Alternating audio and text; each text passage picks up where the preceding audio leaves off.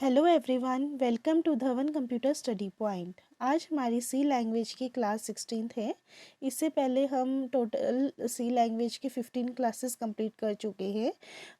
जो स्टूडेंट्स इस चैनल पर न्यू हैं, प्लीज़ सबसे पहले इस चैनल को सब्सक्राइब करें, बेल आइकन को प्रेस करें ताकि वीडियोस की आने वाली न्यू नोटिफिकेशन आपको मिलती रहें। और लास्ट क्लासेस जिन स्टूडेंट्स ने नहीं देखी हैं सी लैंग्वेज के, वो प्लीज़ पहले लास्ट क्लासेस देखें, तभी आपको कॉलिंग अ फंक्शन समझ आएगा। फंक्शन के लास्ट 2 क्लासेस से हम फंक्शंस कर रहे हैं। पहले हमने लास्ट टू लास्ट क्लास में फंक्शन किया था, उससे नेक्स्ट क्लास में हमने डिक्लेयर किया था कि फंक्शन को हम कैसे डिक्लेयर करते हैं। और आज की क्लास में हम करेंगे कॉलिंग अ फंक्शन। इसके साथ साथ हमने माइक्रोसॉफ्ट ऑफिस वर्ड की भी क्लासेस डाली हुई हैं, नेटवर्किंग की भी क्लासेस डाली हुई हैं और कंप्यूटर बेसिक्स की भी क्लासेस डाली हुई हैं। जो स्टूडेंट्स इस चैनल पर न्यू हैं वो चैनल की प्लेलिस्ट पे जाकर ये क्लासेस देख सकते हैं। चलो आज का हम टॉपिक स्टार्ट करते हैं, calling a function. Calling a function basically होता क्या है? Calling a function means while creating a C function को क्रिएट करने के लिए आपके पास सबसे पहले डेफिनेशन होनी चाहिए of what function has to do, कि किस फंक्शन ने क्या करना है, उसकी मेन डेफिनेशन होनी चाहिए, डेफिनेशन होनी चाहिए, मतलब उसकी डिक्लेरेशन होनी चाहिए। To use a function you have to call that function to perform the defined task. अगर फंक्शन को हमने यूज़ करना है तो हमें उसे कॉल करना पड़ेगा फंक्शन को, टास्क को कंप्लीट करने के लिए, टास्क को परफॉर्म करने के लिए। जब हमने when a program calls a function, जब प्रोग्राम हमारे फंक्शन को कॉल करता है, the program control is transfer to the called function. जो प्रोग्राम कंट्रोलर कहाँ ट्रांसफ़र होता है? कॉल्ड फंक्शन पे। A called function performs a defined task and when it returns statement is executed or when its function adding closing braces is reached। इसका क्या मतलब है? जब कॉल्ड फंक्शन है जो, वो टास्क कब डिफाइन करता है? वो टास्क तभी डिफाइन करता है, तभी परफॉर्म करता है जब वो रिटर्न स्टेटमेंट तक जाता है, रिटर्न स्टेटमेंट एग्जीक्यूट होती है, या क्लोज ब्रेसेस, फंक्शन के जो एंडिंग क्लोज ब्रेसेस होते हैं वहाँ तक पहुँचता है, तब हमारा फंक्शन वो कॉलिंग परफॉर्म होती है। It returns the program control back to the main program. इसके बाद जब हमारे कॉल्ड फंक्शन का ब्रेसेस वगैरह, जो भी उसके अंदर ब्लॉक ऑफ स्टेटमेंट्स हैं, अगर वो हमारी कंप्लीट हो जाती हैं, चल जाती हैं, तो जो हमारा फंक्शन है, जो वो हमारा प्रोग्राम है, वो back to the main program पे आ जाएगा, जहाँ से हमारा मेन फंक्शन स्टार्ट होता है। To call a function you simply need to pass the required parameters. Parameters को पास करने भी ज़रूरी है तुम्हें फंक्शन को कॉल करने के लिए, along with the function name. Function का नेम होना ज़रूरी है। And if the function returns a value, अगर फंक्शन वैल्यू रिटर्न करता है, then you can store return value. तो तुम क्या, अगर फंक्शन को रिटर्न वैल्यू स्टोर करनी है, रिटर्न करनी है, तब तुम्हें रिटर्न वैल्यू को स्टोर करना ज़रूरी है। एग्जाम्पल देखेंगे तो आपको अच्छे से क्लियर होएगा। देखो ध्यान से एग्जाम्पल देखना तो आपको अच्छे से क्लियर होएगा। एग्जाम्पल में क्या है? सबसे पहले हमने क्या किया है, हेडर फाइल लगाई है stdio.h, फिर हमने इंट मैक्स, यानी कि इसमें हमने सबसे पहले फंक्शन को डिक्लेयर किया है इंट मैक्स। इंट क्या है? रिटर्न टाइप, यानी फिर मैक्स क्या है? फंक्शन का नेम। हमारे इसमें क्या है? आर्गुमेंट्स है int num1 and int num2। ये क्या है? हमने पैरामीटर्स पास किए, ये हम ऐसे अपने फंक्शन को डिक्लेयर करते हैं। फिर हमारा आता है मेन फंक्शन। मेन फंक्शन क्या होता है? Int main. रिटर्न टाइप क्या है इसकी? इंट है, ब्रेसेस स्टार्ट हुई। इंट a इक्वल्स टू 100, ये हमने लोकल वेरिएबल्स डिक्लेयर कर दिए या डिफाइन कर दिए, right. Int b equals to 100, यानी कि a में कितनी वैल्यू स्टोर है? 100, और b में कितनी वैल्यू स्टोर है? 200। बी में कितनी वैल्यू स्टोर है? 200। और ए में कितनी वैल्यू स्टोर थी? 100, राइट। और एक हमारा रेट, RET रेट भी बनाया है वेरिएबल। ये भी हमारा किसका है? इंटीजर रिटर्न टाइप करेगा, रिटर्न करेगा इंटीजर वैल्यू, ठीक है। फिर ret RET equals to max of a comma b, मतलब 100 की वैल्यू हमने a में पास करी हुई है, 200 की वैल्यू हमने b में पास की हुई है, राइट। यानी कि यह max of a comma b है, यानी कि यहाँ हमने फंक्शन को कॉल किया है, फंक्शन नेम, फिर अंदर हमने आर्ग्यूमेंट्स दिया, हमने अंदर पैरामीटर्स किया, और जो ये वैल्यू है ये स्टोर किस में होगी? हमारी RET में। किस में स्टोर होएगी? RET वेरिएबल में। और जो हमने RET वेरिएबल पहले से डिक्लेयर किया था, print f max value is percentage t comma r e t. ये वाली लाइन अभी नहीं चलेगी क्योंकि इधर इन्होंने क्या किया, फंक्शन को कॉल किया है, calling a function to get max value. तो यानी कि यहाँ से प्रोग्राम हमारा इधर चला जाएगा, मतलब कॉल की है तो यानी कि int max, int num1, int num2। पहले हमने फंक्शन डिक्लेयर किया था और यहाँ क्या कर रहा है, इसकी वैल्यू ये रिटर्न कर रही है।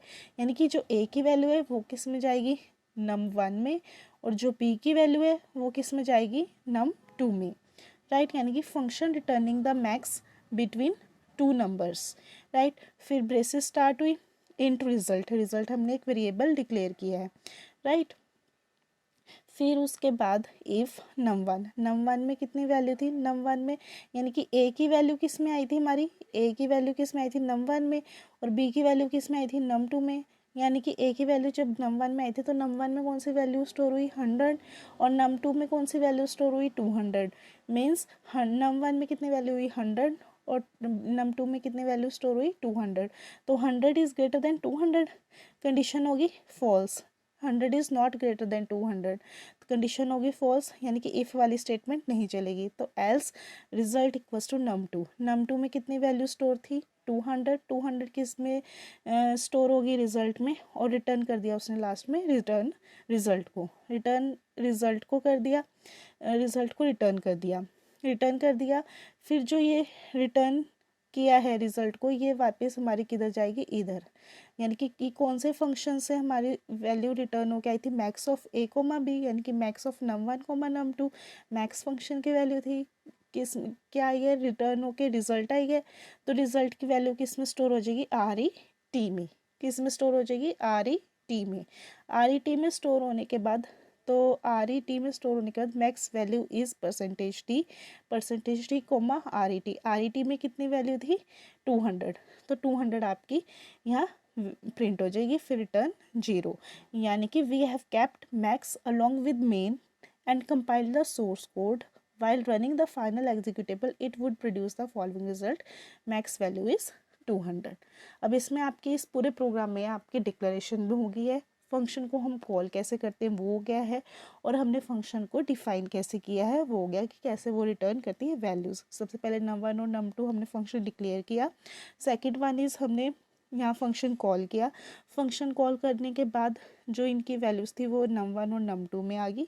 num1 और num2 को फिर हमने क्या बोलते हैं, इफ़ से हमने उसको देखा कि num1 is greater then num2 है या नहीं है। अगर num1 is num2 greater than है तो num1 की रिजल्ट में हो जाएगी वैल्यू, चली जाएगी, नहीं तो हमारी num2 की जाएगी। तो ग्रेटर नहीं था इस करके num2 की वैल्यू रिजल्ट में चली गई। num2 में कितनी वैल्यू स्टोर थी, 200 स्टोर थी, और रिटर्न कर दिया रिजल्ट किस में रिटर्न हुआ है हमारा, इंट मैक्स वाले फंक्शन ने किया है, और ये किस पे गया है हमारा, max of a comma b में, max of a comma b में, ठीक है। फिर ए कोमा बी में हो गया, फिर उसके बाद आर ई टी में कितनी वैल्यू थी, 200, तो 200 आपकी वैल्यू प्रिंट हो गई, राइट। ये आपका पूरा प्रोग्राम कि हम फंक्शन को कॉल कैसे करते हैं। अब आते हैं different aspects of function calling के भी काफ़ी एस्पेक्ट्स होते हैं, कौन कौन से। सबसे पहले फंक्शन में और may not accept any argument, accept कर भी सकता है वो आर्ग्यूमेंट्स को और नहीं भी कर सकता। इट मे और may not return any value, वो वैल्यू को रिटर्न भी कर सकता है नहीं भी कर सकता। बेस्ड ऑन दिस फैक्ट्स, इस फैक्ट्स के अनुसार there are 4 different aspects of function calls. कितनी है, 4 टाइप्स की है, कौन कौन सी, function without argument and without return value, function without argument and with return value, function with argument and without return value, and function with argument and with return value। ये चारों types हैं किसके, function calling के aspects हैं। इनको हम detail में one by one discuss करेंगे। सबसे पहले आता है example for function without arguments, बिना आर्ग्यूमेंट के और बिना वैल्यू रिटर्न करे हम फंक्शन को कैसे कॉल करते हैं। सबसे पहले हेडर फाइल इंक्लूड की हमने, फिर हमने वॉइड प्रिंट नेम, यानी कि यहाँ हमने फंक्शन डिक्लेयर किया, डिफ़ाइन किया वॉइड प्रिंट नेम हमने ऊपर डिफ़ाइन कर दिया फंक्शन को, मेन फंक्शन कर दिया। मेन फंक्शन में प्रिंट एफ किया हेलो प्रिंट एफ, हेलो हमने प्रिंट एफ किया तो हेलो हमारा यहाँ प्रिंट हो गया। फिर print name braces start braces close, ये वाली ब्रैकेट स्टार्ट ब्रैकेट क्लोज होगी, यानी कि यहाँ होगी हमारी फंक्शन कॉलिंग। यहाँ क्या होगी हमारी फंक्शन कॉलिंग। फंक्शन कॉल होके ये इस पे गया, क्योंकि इस तो कोई वैल्यू रिटर्न ही नहीं कर रहा, कोई आर्गुमेंट्स पास ही नहीं हुए, इस करके सीधा ये कॉल ही हुआ है। तो कॉल हुआ है तो वॉइड प्रिंट नेम यहाँ चला गया, इसमें इन्होंने बोला प्रिंट जावा पॉइंट, और इन्होंने जावा पॉइंट को सीधा प्रिंट कर दिया। प्रिंट कर दिया, फिर वापस ये दोबारा से मेन पे गया, नेक्स्ट लाइन में कुछ था ही नहीं, तो आगे हमारा प्रोग्राम चला ही नहीं। यानी कि ये कौन सा प्रोग्राम है हमारा, without arguments and without return value. ना ये कोई वैल्यू को रिटर्न करेगा, ना इसमें हमने कोई आर्ग्यूमेंट्स पास की, यानी कि ये सिंपल कॉलिंग फंक्शन है। ऊपर सबसे हमने डेक्लेरेशन दी फंक्शन की, मेन फंक्शन किया, प्रिंट किया, फिर फंक्शन को यहाँ कॉल किया, इसको यहाँ हमारी हमारी फंक्शन कॉल हुई, फंक्शन कॉल होके फिर वो इस इधर गया प्रिंट नेम में, प्रिंट नेम में उसने प्रिंट एफ किया जावा पॉइंट, तो हेलो जावा पॉइंट हमारे का प्रिंट हो गया, और ये आपका फंक्शन कॉल हुआ without argument and without return value, right. Example 2 देखिए, एग्जाम्पल 2 में क्या है, stdio.h हेडर फाइल है, इसमें हमने एक फंक्शन बनाया वॉइड मेन वॉइड सम हमने फंक्शन बनाया, डिक्लेयर कर दिया ऊपर। फिर मेन फंक्शन बनाया, मेन फंक्शन में going to calculate the sum of two numbers, going to calculate the sum of two numbers, ये प्रिंट हो गया सिंपल। और यहाँ हमने सम को कॉल कर दिया, SUM लिखा हुआ है, इसको हमने क्या कर दिया, कॉल कर दिया। कॉल करने के बाद में इसमें गया, कॉल करने के बाद इधर गए वॉइड सम पे चले गए, यानी कि इसने कॉल किया था, यहाँ कॉलिंग हुई ना आपकी, तो इसके बाद कॉलिंग होने के बाद हमारी ये वॉइड सम पे गए, वॉइड सम पे हमने इधर इनिशियलाइज कर लिया variable a comma b, print f enter two numbers, उसने यहाँ प्रिंट कर दिया एंटर टू नंबर्स। यूज़र ने डाले 10 और 24, स्कैन कर लिए, यूज़र ने कौन से डाले नंबर्स 10 और 24, 10 और 24 डाले, प्रिंट एफ कर दिया this sum is percentage d comma a plus b में टोटल कितना था 10 + 24 is 34, the sum is percentage d में कितनी वैल्यू आ गई a प्लस बी की, a प्लस बी को ऐड करा तो कितना हुआ 10 + 24 इज 34 आपकी दिस सम इज 34 आ गई। फिर दोबारा से हम वापस गए, वापस आगे कोई लाइन ऑफ कोड था ही नहीं, हमारा प्रोग्राम ख़त्म हो गया, यानी without return value and without arguments. हमने ये भी फंक्शन एग्जाम्पल 2 किया, कोई आर्गूमेंट्स नहीं पास किए और ना कोई हमारी रिटर्न वैल्यू हुई, इसमें ना कोई आर्गूमेंट्स, हमने कोई आर्गूमेंट्स नहीं दिए, ना कोई हमारी रिटर्न वैल्यू, कोई हमने नीचे रिटर्न नहीं की। जैसे जैसे हमारा प्रोग्राम चला, हमने कहाँ से स्टार्ट किया, मेन से, राइट। ये आपका सेकंड एग्जांपल है, ठीक है। अब आपको समझ आ गया कि हम कॉल कैसे करते हैं फंक्शन को। ये वाला हमने पहला किसका एग्जांपल किया था, function without arguments and without return value, 2 example किए हैं इसके, अब आपको अच्छे से क्लियर हो गया होगा, ठीक है। और नेक्स्ट क्लास में हम नेक्स्ट 3 टाइप्स और करेंगे फंक्शंस की।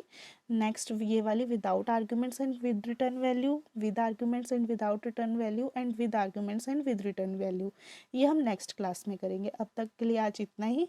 अगर आपको मेरी इस वीडियो की PDF चाहिए तो आप मेरे टेलीग्राम चैनल को सब्सक्राइब करें, टेलीग्राम चैनल का लिंक आपको गिवन है, और आप सिंपली सर्च कर सकते हैं DCS study point Telegram channel पर जाके, राइट। और जिन स्टूडेंट्स ने लास्ट क्लासेस नहीं देखी हैं, प्लीज़ सबसे पहले आप लास्ट क्लासेस देख लीजिए, तभी आपको फंक्शन का टॉपिक समझ आएगा अच्छे से, राइट। चलो हम कल क्लास में मिलेंगे, इसी टॉपिक को आगे कंटिन्यू करेंगे।